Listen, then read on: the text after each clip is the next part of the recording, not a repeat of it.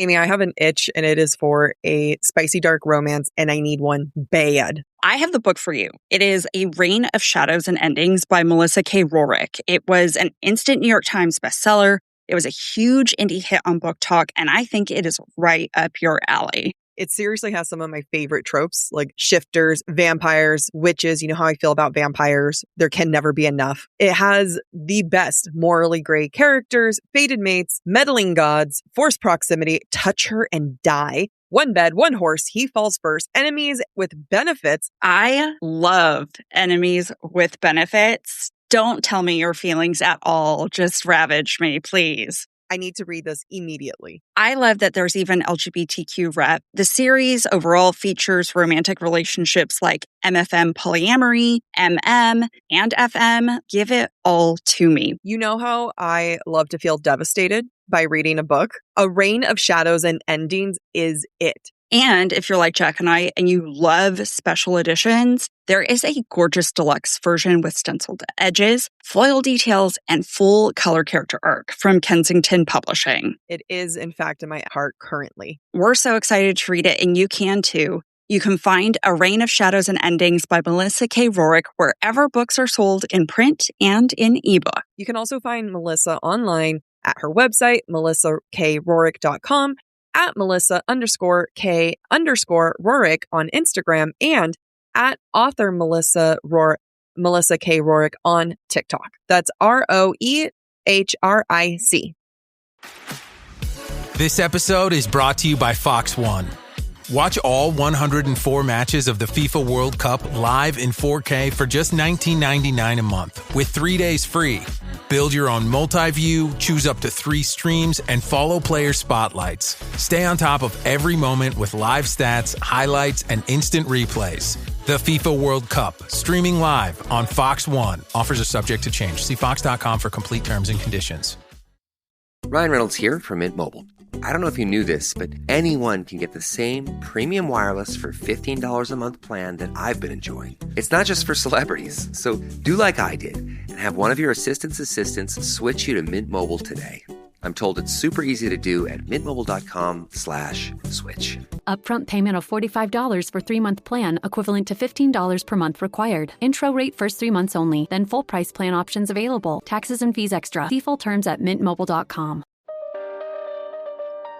Welcome to Academia Unlocked, a special series from BookTok for BookTok with Jack and Amy, where we take one classic work and explore it through 3 episodes, moving from understanding the text to deep analysis and finally to cultural interpretation. This is Jack. And I'm Amy. Between us, we have over 13 years of academic literary training, bachelor's degrees in creative writing, as well as master's degrees. We built this series to bring the depth we learned in our training into a space that feels like a conversation anyone can participate in. Each book gets 3 episodes, and they build up on top of each other. We started with literary literacy, reading the work the way you might in a high school AP class, close and careful. In episode 2, which was last week, it was our advanced analysis, where we shifted into a college-level seminar lens. Finally, in today's episode, we look at the book in media, looking at adaptations, cultural legacy, and how it translates beyond the page. Back in episode 2, we did a lot. We took you through a more advanced analysis, and we know what this book is, both literally and metaphorically. We understand the Gothic bones, the queer architecture, and the grief that is also the AIDS elegy written before AIDS even had a name, and the fact that this is a huge ode to Anne Rice's own grief. We know Louis,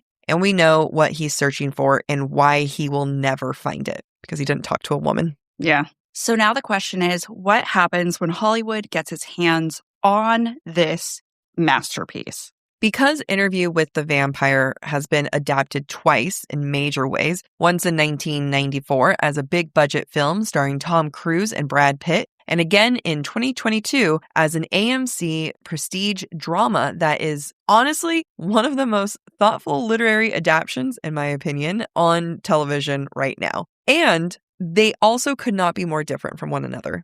And we mean that as a compliment to both. Both the film and the TV series are so different in ways that tell you something concrete about how the culture of the time read the book and this story. And that's significant given the 30-year difference. That's what we're going to be doing today. We're looking at what each adaptation kept, what it changed, and what those choices really reveal about the book and about the day and age. Because how you adapt a book is an interpretation within itself, and interpretation always has room for analysis.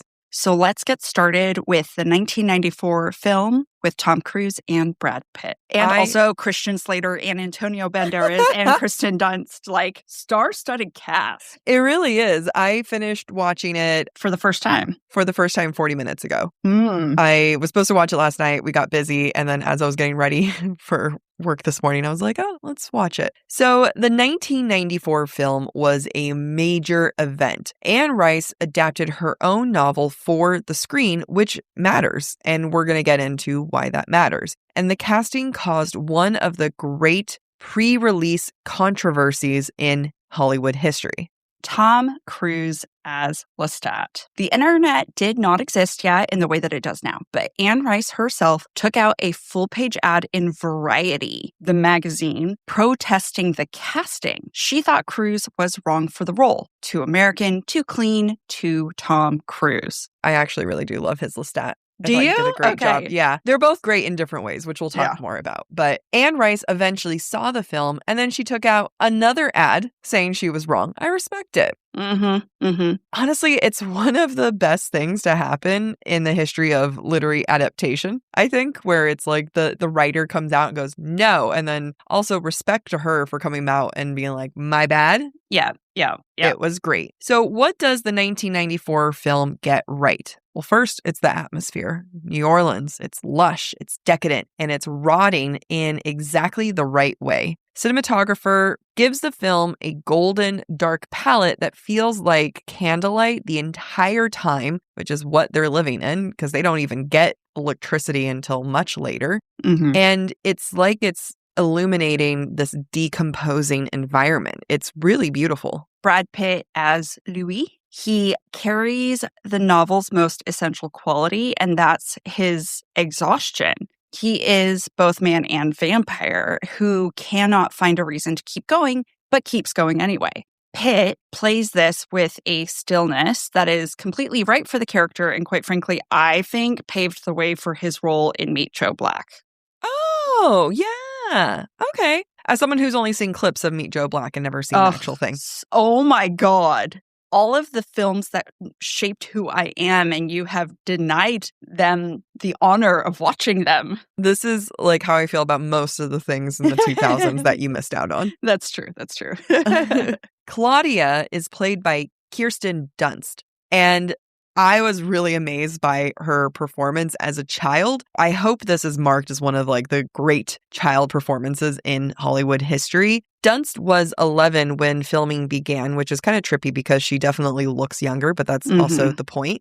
And she plays the trapped immortal with genuine menace and also genuine grief. The film understands that Claudia is the moral center of this story in many ways because Louis is dealing with his own morality and all roads lead back to Claudia for Louis.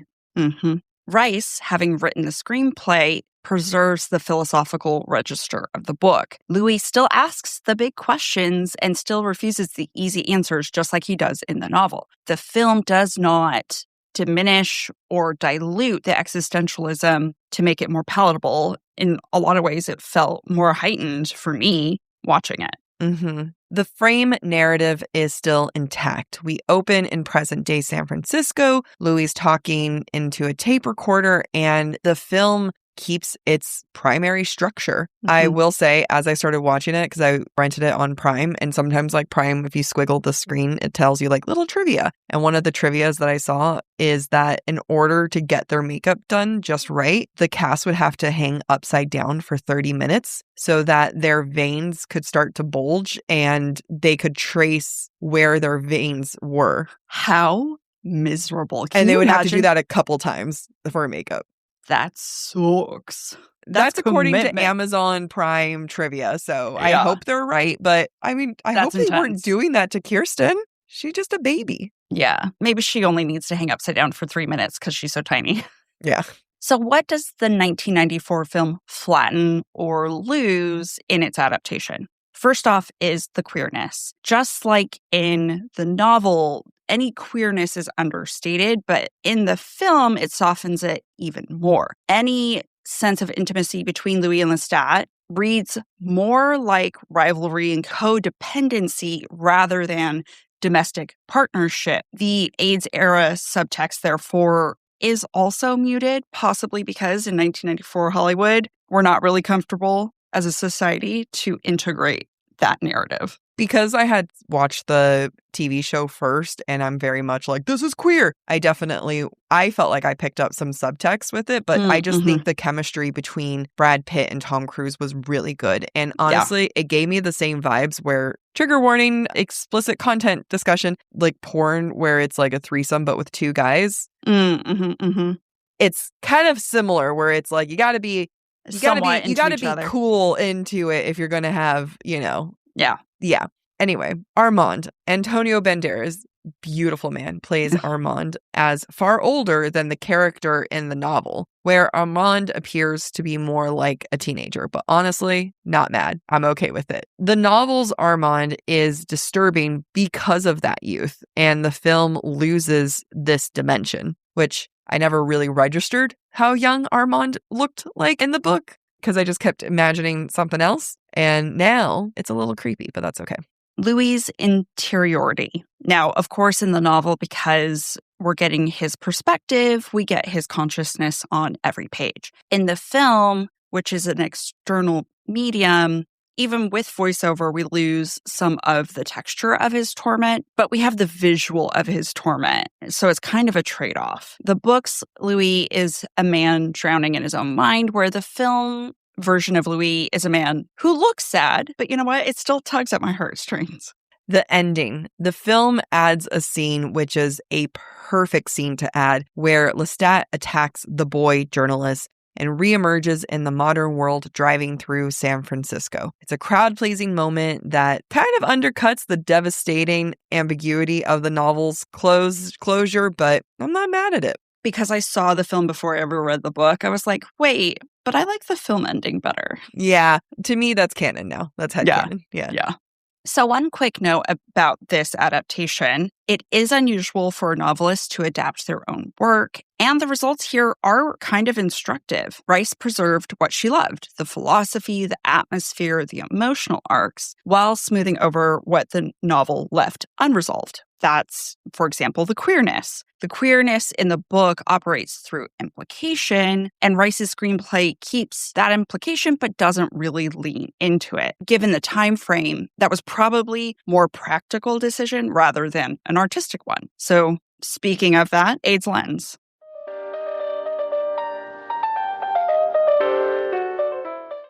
Hold your hot takes. We'll be right back. I have decided I am going for a European summer vibe, and Quince is helping me get there. Ooh, what are you getting? Okay, I'm obsessed with some of their linen clothing, but one of my all-time favorite pieces that I recently got from them is their leather ballerina flats. And I am walking everywhere and I feel so chic with them. My favorite piece of my spring and summer wardrobe is the soft organic cotton button-up. I use it as a layer for cooler mornings or cooler evenings. I wear it to work, or I wear it out casually with my favorite pair of shorts. It's so adaptable and I always feel put together, even if I just rolled out of bed. Everything at Quince is priced 50 to 80% less than similar brand. And that's because they work directly with ethical factories and cut out the middleman, so you're paying for quality, not brand markup. And it's not just clothing. Quince has really become a destination for elevated essentials across the home, kitchen, bedding, and beyond. I'm really looking forward to putting Quince kitchen items on my registry so that I can redecorate my entire kitchen. You can elevate your summer wardrobe. Go to quince.com/booktalk for free shipping on your order and 365 days returns. Now available in Canada too. That's QUINCE.com/booktalk. BOOKTALK for free shipping and 365-day returns. Quince.com/booktalk.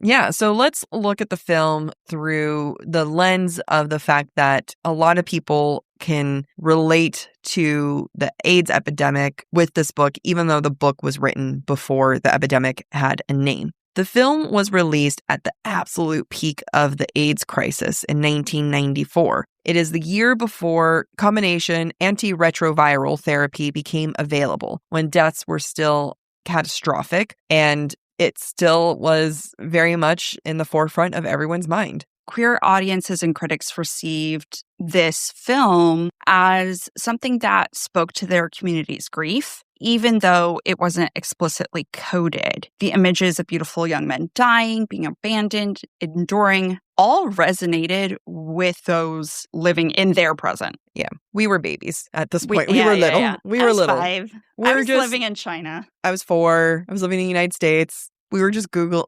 This is Google, baby. Yeah. Roger Ebert's review noted the film's elegiac quality, a mourning for something that couldn't be named directly. The casting of openly straight actors in these roles was read by some as Hollywood's continued unwillingness to let queer stories be told by queer people, a tension that the 2022 series addresses directly.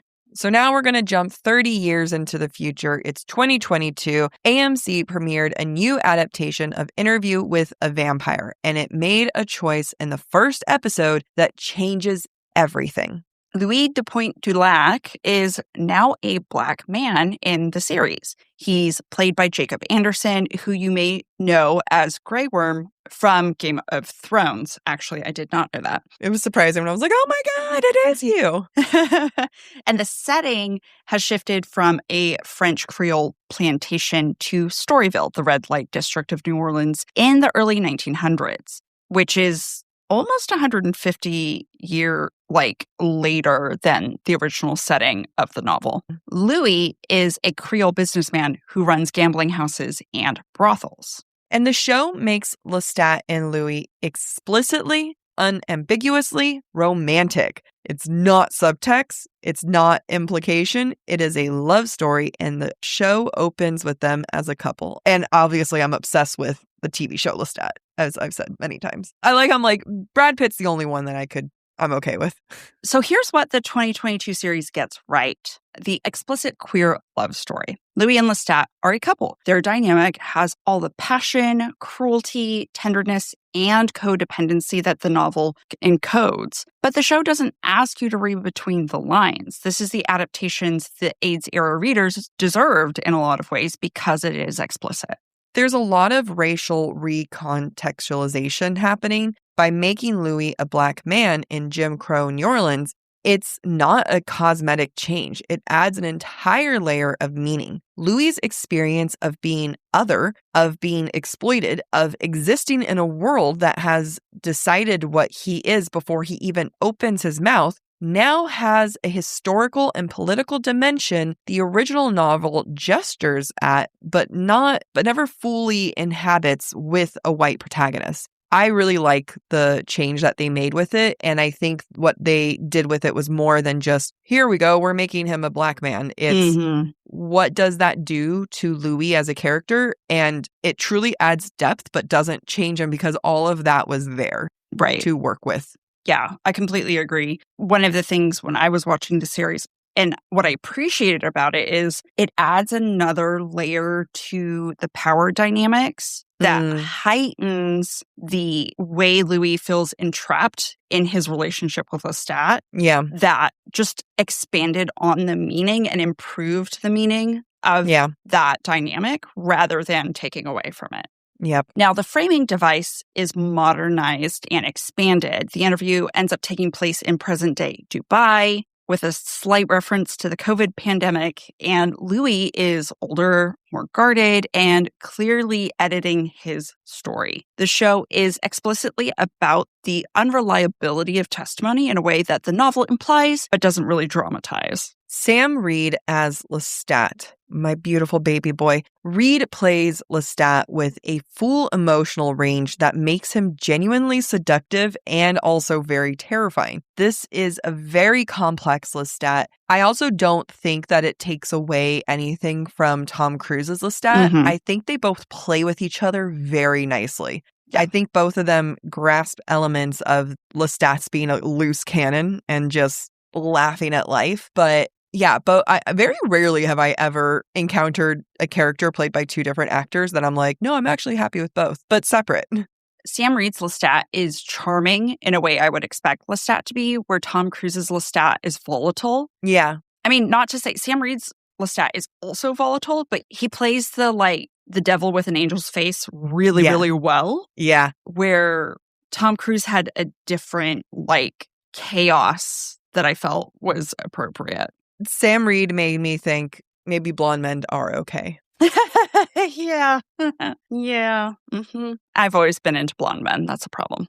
Okay, Claudia, played by Bailey Bass. The show ages Claudia to a teenager at the point of turning, which raises slightly different and in some ways more tractable ethical questions than with a 5-year-old. But Bass plays the resulting fury and grief with tremendous precision because she's got more experience to do so than an 11-year-old does. I think that it was smart aging her up. I remember when the casting came out, people were really upset about it but she's not old enough. Or she's too old. She's not young enough. And I think that by having her still be prepubescent, not even into full young womanhood yet, you still have that struggle. And it's also devastating because she's so close to puberty. But I also feel like they potentially, and I hate this, but that they do play with this idea of, they explore it, of her being sexually assaulted and her being sexualized and the predators that are out there. It takes a different turn, but I think that it's something where if you've lived long enough, you are going to see the worst of the worst. Yeah. And especially if you're going to be a vampire trying to lure the humans, a 5-year-old Claudia who has the mental capacity of a much older person. I don't like it. I don't want to see that. Yeah. And you don't see it with the TV show, but they do discuss it. Yeah. Which I appreciate that because it's just, we're talking, to me, it's you can't talk about the morality of humanity and not mention that, Right. I think also what the TV show was able to do with Claudia being older was, at least as an older actress, is this exploration of what does it mean for her to be in her body and fall in love and want those experiences and the complexity of that. Because there is an underlying sense of that in the novel. Claudia becomes so obsessed with the female figure that naturally it develops into almost a sexual desire, or at least I felt those undertones in the novel. And so I felt like they couldn't do that with, an 11-year-old Kirsten Dunst in 1994. An 11-year-old who's playing a 6-year-old. Right. So what does the 2022 series change or sacrifice? First, fidelity. Fidelity to the actual novel. The show's a reimagining on a whole other level. The characters are changed, timelines are shifted, motivations are rewritten. And so if you come into this expecting a word-for-word adaptation of the novel, that's not what you're getting. The pacing. The beauty of TV is that it has its own rhythm, and the series sometimes lingers where the movie and the novel moves along. Some of the philosophical compressions of the book get expanded into scenes that don't always earn their length. It's one of those moments where I felt like the early days, it really nailed for me of Louis leaving his humanity and what does it mean to leave his family behind. It's more than just a few words on a page or a scene we don't even get in the movie. It was an episode or more of he is actually leaving his family. Yeah, which you would want to see. Yeah. We also have Louis' passivity. In the novel, Louis' inability to act is a feature of who he is, not a bug or a flaw. The show sometimes, however, pushes Louis toward agency in ways that feel like television doing its thing instead of focusing on what makes the character genuinely difficult. One of my favorite lines from the TV show is Louis saying, "You think I don't know what I am? I know exactly what I am. I just can't decide if I'm ashamed of it." Ugh.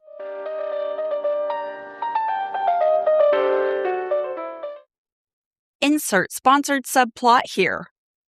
One of the first things I do when I move was I needed to get new sheets. I needed that restart in my bedroom. And that's why I go to Boll & Branch for their variety and their quality. Boll & Branch not only has your sheets, but they have everything you need. They have their signature satin sheets, breathable pillows, cozy waffle bed blankets, and beautifully crafted comforter, all designed to work together for comfort and temperature regulation. I always start the night off freezing, then I get hot, and then I get cold again. But ever since I've switched to Boll & Branch, I have been so comfortable every single night. When Jack and I recently went to New York, I put my Boll & Branch sheets on the bed so that when our friends who watched our cats came over, they could lay in those sheets. And I got so many compliments about the quality and the breathability of the fabric. They definitely asked me where I got them. I get complimented every single time I have a meeting for work and you can see my bed in the background, and everyone always says how pretty it is, how stylish my room looks. I am not a stylish person, and yet Boll & Branch is making me look like I have my life together. What's even better is that their signature organic cotton sheets get softer the more you wash them. It makes me excited for laundry day.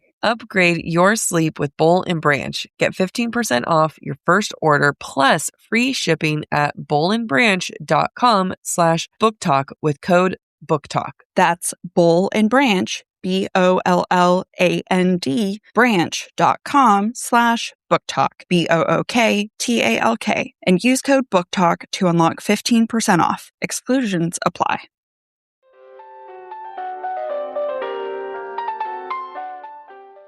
I feel like that's also so queer-coded. Yeah.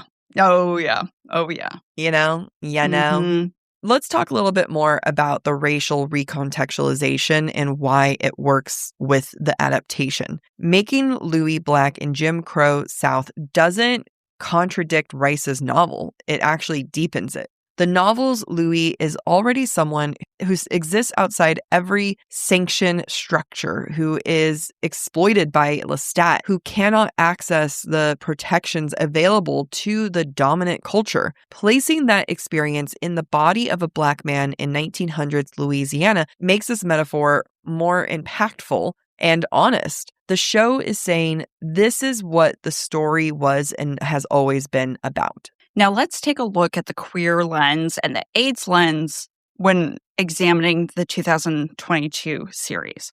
The show itself was developed and released in the post-marriage equality, post-PrEP era, a moment when queer stories can be told directly rather than through genre displacement. The explicit Louis Lestat romance lands differently than it would have in 94 or even in 2004. However, I'm not afraid to revisit Tom Cruise and Brad Pitt hooking up. It's no longer transgressive to show two men in love. What's transgressive now is showing that love is complicated, abusive, and irreplaceable simultaneously. One of the best scenes, I think, that really made me kind of be shocked and really think on was the first fight that Louis and Lestat have. And at this point, they've been lovers. And so when Lestat starts punching him, it's abuse. It's a domestic dispute. And I know within the queer community, there is a lot of struggle on reporting domestic abuse because a lot of times police are like, well, it's just two men fighting. And it's like, that's domestic abuse, or two women fighting. That's still domestic abuse. Yeah. And I think that the show took that on. It did. Head first. The show's portrayal of the vampire community as a hidden society with its own laws, its own violence against members who break ranks, and its own silence around outsiders still carries the AIDS-era resonance. It's about a community that protects itself by not being seen. Casting Jacob Anderson, a Black British actor, and explicitly writing the show's queer relationship with Black queer experience in mind represents a reckoning with who the original story was for, and it doesn't take away from the novel. It enhances it in a different way, in a very valuable way. So what happens with this 30-year difference? And this is what's really interesting is the fact that both of these adaptations are genuinely good. You will not hear me say that about most adaptations. They're good in completely different ways for completely different reasons. They're going to tell you something real about the moment that they were made in. The 94 film is a film about grief, but can't say what it's grieving, which really distills the novel into its purest form.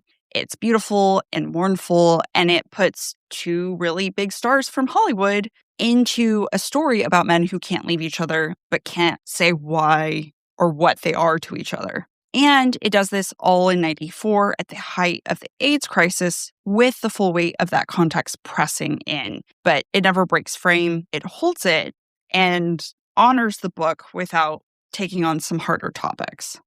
Watching the movie, I definitely kept thinking Brokeback Mountain sometimes. And the I Can't Quit You.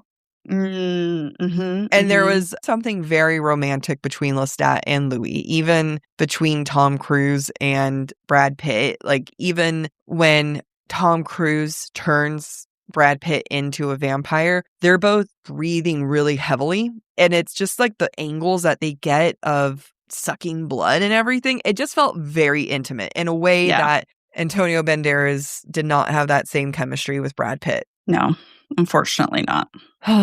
In my dreams. The 2022 series is a show that can finally say what we've been saying and what the book has been saying in some ways. It names the love story. It names the racial politics. It names the power imbalance. It takes everything in the novel encoded in negative space and floods it with light. And it's extraordinary for doing that. It's just I love the show. I really love the show. I don't watch TV, and I will come back to watch that show when it comes back. I'm really excited for the Vampire Lestat spinoff of Interview with a Vampire. Yeah. Now, here's the thing, and this is what maybe is the most interesting literary question that the two adaptations raise together. Does naming this love story change the story? In the novel and in the film, the queerness operates the way grief operates when you can't talk about it. It's present in every scene. It also distorts everything. It is the thing the whole story is arranged around, even though nobody says it. You can say that with grief. You can say that with the underlying queerness. And there's an argument that strategy, the silence as meaning, is itself the point. It's very quiet. Yeah. Yeah. And there's something masterful about stories that use silence to create meaning. Yeah. Which the 2022 series trades in for actual clarity. Talking about it through a queer lens, right? I don't think that the 2022 could handle the silence that the 1994 gives it. Because the 1994, like we talked about, is during the AIDS epidemic. You're not going to be getting representation on film, right?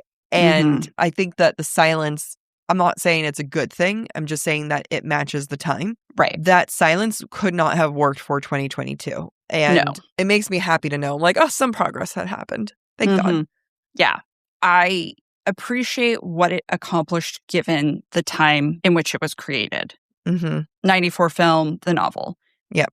The 2022 series has much more room to breathe, to act, and so it seizes clarity. And what that does is it gives us representation, honesty, and the ability for queer audience to see themselves without having to decode implied meaning.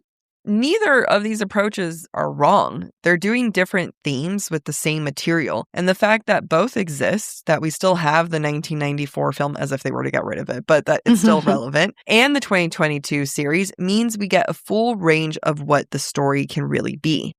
Before we close, we want to give a quick tour of the other ways the story has found its way into culture. Queen of the Damned, the 2002 film. Adapted from the third Vampire Chronicles novel, but it incorporates elements of the Vampire Lestat. Essentially, it's a mashup of those two books. Yeah. Yeah. It stars Stuart Townsend as Lestat and Aaliyah as Akasha. It's also important to know, if you're unaware, Aaliyah was a pop singer, I believe, and she died in a plane crash before the film's release, which gave the project an extra haunting quality since she is like the queen of vampires. R&B. But yeah, that was a really sad time. Oh, thank you, R&B. I remember when she died, and that was like the first time where I was shooketh by a celebrity death. Mm-hmm. I don't think I've ever seen Queen of the Damned. Is that another one that you've seen that I actually haven't seen it. I should watch that. We should watch it. Queen of the Damned was critically received as a significant step down from the 1994 film, unfortunately. The philosophical depth of Rice's work is largely absent, and it's replaced by new metal aesthetics and action sequences. Again, this was done through research, not necessarily our opinion on it. Yeah, We had to do research for this. There are also various stage and radio adaptations of Interview with a Vampire. Several stage productions have taken place over the decades. Most notably, in 2023, there was a Broadway musical adaptation that opened at the Broadhurst Theater with music and lyrics by Jack Thorne and David Livermore. David with an E, Livermore as the director. I had no idea about this musical. I did not either. Yeah, apparently the musical lends hard into the Gothic theatrical tradition. I need to find this because it feels like it's a natural fit given that the Theatre des Vampires is literally a theater. It seems very meta. Very, very meta. There are also various radio dramas and audio adaptations that have been produced, which kind of suit the novel's format, obviously, because of the interview nature and the interiority. The Vampire Chronicles continues to be part of the cultural ecosystem. Rice's larger Vampire Chronicles, which is 12 novels total. Have you read all of them? No, I've read 2. Okay. Basically, those chronicles have influenced virtually every piece of vampire media that has followed since then, from Buffy the Vampire Slayer to Twilight to True Blood to What We Do in the Shadows. Even if an author hasn't necessarily read the Vampire Chronicles, the Vampire Chronicles set such a precedence that people who took inspiration from it, then later authors take inspiration from them. Right. It really informed an entire genre that continues to inform the genre today, right? We have this idea of a sympathetic vampire with an interior life. Think Angel, vampire with a soul, or Spike, vampire who goes and attains a soul as well. Think What We Do in the Shadows. They're just average people. For me, the two that I can see the biggest comparison is Edward from Twilight and Bill from True Blood, where both are struggling with this idea of morality. Edward way more so of like, I can't. And Edward eats animals versus humans. Bill from True Blood still drinks from humans, but he's still struggling with his morality. And then you also have True Blood, which is just outside it's in Shreveport, which is away from New Orleans, but still in Louisiana. And it is like those two have been my favorite. Do you feel like you can see some of it in Buffy the Vampire Slayer? Because Buffy was originally a movie in the 80s, right? 92.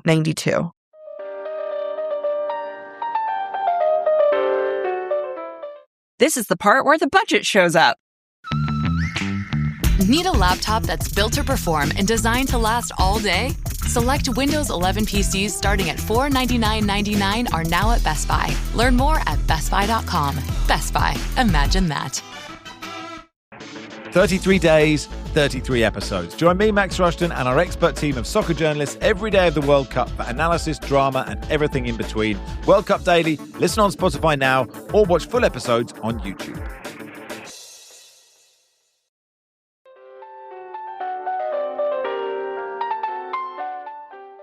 So Buffy the film was before Interview with a Vampire the film, but Buffy the TV show was after the film Interview with a Vampire. So I'm not very familiar with the Buffy film, but for the TV show, we do see it in Angel and Spike. And I had a similar conversation with a friend of ours about this on her podcast. But in a lot of ways, Angel is Lestat in a way that Spike is Louis. Yeah. I mean, you could argue either way, honestly. Yeah. But Angel without a soul is a demon. Yeah. Whereas Spike didn't have a soul and made moral choices along the way out of yeah. love and appreciation for Buffy. Yeah. Whereas Angel did not love Buffy unless he had a soul. You guys have to check out You Are What You Love podcast by Marissa Tandon. I speak about this at length about my queer experience compared to Interview with the Vampire and how it influenced me. I also argue that Angel and Spike are two different archetypes of men. Angel is the performative good guys. Yeah.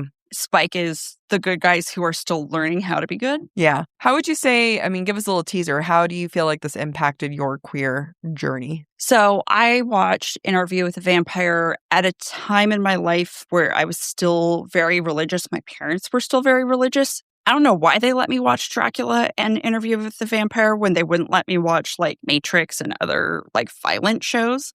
But I became obsessed with vampires after this point because upon reflection, I can say that I became fascinated with this idea that those who are morally in the wrong, quote unquote, become the immortal, where the Mormon teaching is that you have to be perfectly good to earn your immortality, eternal life in the next life. Yeah. So it was in complete contrast to what I was being taught. And then this idea of, oh, you can have someone who is viewed as evil struggle with that evil and try to hide it, try to not be it and repress it, which, you know, I was 11 when I realized that I was queer. Yeah. It's the same thing of like trying to reject my queerness, even though that's what I am. And that's very much like Louis' experience, right? I think sometimes, like, I worry that people think that we're just speaking into a void when we're like, it's queer. It resembles the AIDS epidemic. And someone might be like, they literally never do anything. And like, it's not, AIDS wasn't even given a name yet. I worry that when we say these things, people just dismiss it. And then you talk about your experience, and we know that there are thousands and thousands of more people out there who feel very similarly. And it's just like, I hope no one hears this and just dismisses it, because it's very valid. Yeah. If you're skeptical but willing to listen, I really encourage you to go check out You Are What You Love, because I spent 90 minutes talking about how this story represents my queer experience and how my connection to the story changes as my queer experience changes. Yeah. Interesting. I'm excited. Do you know when it's coming out? I think she said June 10th. Oh, probably around. So, not a few weeks before this, a week or two before this. Yeah, so it should be out now. Yeah, go look at it, guys. Going back to like the ripple effects that this had, we talked already about the sympathetic vampire, and I also want to get more into the AMC series has continued beyond Interview with the Vampire proper into the Mayfair Witches, Rice's companion to the universe that she has created, suggesting Fool and Rice cinematic universe is in development, which is exciting. I mean, she's got a lot of content. I did not even realize until we started this series where I was like, excuse me, how many books? How many? I thought the Vampire Lestat, like when I saw that they were making this, I thought the Vampire Lestat was its own thing. I didn't realize that it's one of her books called The Vampire Lestat. Yeah. There was a thing in New York that they were doing, I think in different cities, a promotional like concert where the actor playing Lestat would perform a concert. Amazing. Yeah. I read one other book that's like maybe book 6 in the series, and I love that book. I never really read any of the other books, partially because I was still very Mormon, and I think the one I started reading had implied either sexual abuse or incest. And I was not at that time capable of continuing, but it would be interesting now, being in a different headspace and a different person, going back and reading the series. Spoiler for The Vampire Lestat. I think it's in the trailer. I mean, it's impossible to be online and not see this, but apparently in the book, Lestat kisses his mom, like his blood mom. And I don't know if he sleeps with her or not. In the trailer, you see him kissing his mom, and then you see Louis going, "Your mom?" And Lestat's like, "Louis, it was something different." All right. So, what do we want you to take away from this episode? Well, that's every adaptation of Interview with the Vampire is an answer to the same question. Who does the story belong to? In 1994, the answer was cinema. This belongs to Hollywood, to the lovers of aesthetics of grief and beauty that mainstream audiences, quite frankly, like to consume without having to think about the politics underneath it all. In 2022, the answer was that it belongs to the people the metaphor has always been about. Queer people, Black people, people who have spent their lives being told that their bodies are dangerous or different and that their love is wrong, that their experience is a problem that needs to be managed. The show took Rice's novel and said, we see what you're doing here, and we're going to be loud and proud with this. And somewhere in the space between those two answers is the novel, which is still doing the work. People still read it. People still love it. At the end of the day, Anne Rice wrote a book to help with her grief, to help process her grief, to help cope with her grief.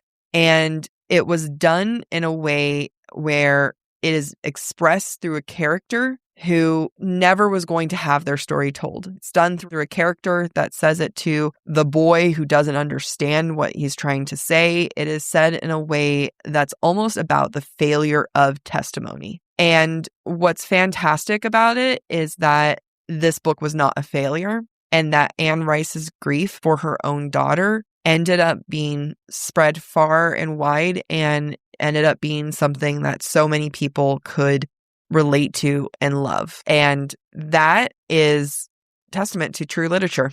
Yep. All right. Wrap it up. Yep. Thank you for listening to this episode of Academia Unlocked with BookTok for BookTok with Jack and Amy. If you're enjoying the show, don't forget to rate, review, and subscribe on your favorite podcast platform. It really helps other readers find us. And of course, we'd love to hear what you thought of today's episode. Share your comments through a form at booktalkforbooktalk.com. We might feature your feedback in a future mini episode or in a Patreon exclusive episode. For merch and more ways to support the show, head to booktalkforbooktalk.com. You can also follow us on TikTok, Instagram, and YouTube at the handle BookTalkForBookTalk. And don't forget to join us by subscribing to the subtextsocietyjournal.substack.com to get more insight into the romantasy and romance genres. Bye. I have decided I am going for a European summer vibe, and Quince is helping me get there. Ooh, what are you getting? Okay, I'm obsessed with some of their linen clothing, but one of my all-time favorite pieces that I recently got from them is their leather ballerina flats. And I am walking everywhere and I feel so chic with them. My favorite piece of my spring and summer wardrobe is the soft organic cotton button-up. I use it as a layer for cooler mornings or cooler evenings. I wear it to work or I wear it out casually with my favorite pair of shorts. It's so adaptable and I always feel put together, even if I just rolled out of bed. Everything at Quince is priced 50 to 80% less than similar brand. And that's because they work directly with ethical factories and cut out the middleman, so you're paying for quality, not brand markup. And it's not just clothing. Quince has really become a destination for elevated essentials across the home, kitchen, bedding, and beyond. I'm really looking forward to putting Quince kitchen items on my registry so that I can redecorate my entire kitchen. You can elevate your summer wardrobe. Go to quince.com/booktalk for free shipping on your order and 365 days returns. Now available in Canada too. That's QUINCE.com/booktalk. BOOKTALK for free shipping and 365-day returns. Quince.com/booktalk. One of the first things I do when I move was I needed to get new sheets. I needed that restart in my bedroom. And that's why I go to Boll & Branch for their variety and their quality. Boll & Branch not only has your sheets, but they have everything you need. They have their signature satin sheets, breathable pillows, cozy waffle bed blankets, and beautifully crafted comforter, all designed to work together for comfort and temperature regulation. I always start the night off freezing, then I get hot, and then I get cold again. But ever since I've switched to Boll & Branch, I have been so comfortable every single night. When Jack and I recently went to New York, I put my Boll and Branch sheets on the bed so that when our friends who watched our cats came over, they could lay in those sheets. And I got so many compliments about the quality and the breathability of the fabric. They definitely asked me where I got them. I get complimented every single time I have a meeting for work and you can see my bed in the background, and everyone always says how pretty it is, how stylish my room looks. I am not a stylish person, and yet Boll and Branch is making me look like I have my life together. What's even better is that their signature organic cotton sheets get softer the more you wash them. It makes me excited for laundry day. Upgrade your sleep with Boll and Branch. Get 15% off your first order plus free shipping at bollandbranch.com/booktalk with code BookTok. That's Boll and Branch, BOLLAND, branch.com/booktalk, BOOKTALK, and use code BookTalk to unlock 15% off. Exclusions apply. Starting a business can seem like a daunting task, unless you have a partner like Shopify. They have the tools you need to start and grow your business. From designing a website to marketing to selling and beyond, Shopify can help with everything you need. There's a reason millions of companies like Mattel, Heinz, and Allbirds continue to trust and use them. With Shopify on your side, turn your big business idea into... Sign up for your $1 per month trial at shopify.com/special offer. Your team just added its 67th AI tool, and also your 67th security blind spot. The good news? The Vanta agent works like a GRC engineer in the background, finding every app your team uses, scoring the risk, and drafting fixes for you. Vanta is the platform used by over 16,000 fast-moving companies like Ramp, Cursor, and Harvey, who are shaping the future with AI and staying ahead of AI risk. Get started at Vanta.com. Stitch Fix. Stop shopping. Get styled. Not today, sweatpants. Somebody's wearing jeans that fit. Wow! No photos, please. I'm just a regular dad who happens to have a stylist. I really look my best when someone else makes the decisions. Hey, we can all see you two-way mirrors. Just share your size, style, and budget, and your stylist sends personalized looks right to your door. Stitch Fix. Get started today at StitchFix.com. I want to hug you. I'm going to hug you. I'm coming in for a hug.